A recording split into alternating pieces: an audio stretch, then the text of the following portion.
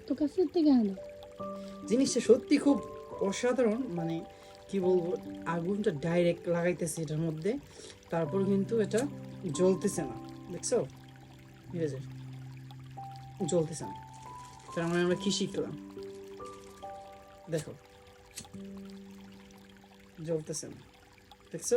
গুলা গেছে। জ্বলতেছে না, এই যে জ্বলতেছে না। ভাইয়া পানি পড়তেছে। না, এটা এটা ছিদ্রের কারণ আছে, কারণ এই ছিদ্র একটু সামনে থাকে তো, তাই হয়েছে। এই যে এখানে দিই, এখানে, এই যে, এই যে, এটা কিন্তু জ্বলতেছে না। আবার দেখেন, এটা জ্বলতেছে না, এই যে, ঠিক আছে। এখন এটা হয়ে গেছে, এখন আমাদের পালা কি? এটা দিয়ে, কন্ডম দিয়ে এখন আমাদের এক্সপেরিমেন্ট করার পালা। তো এটা আমরা খুলে নিই।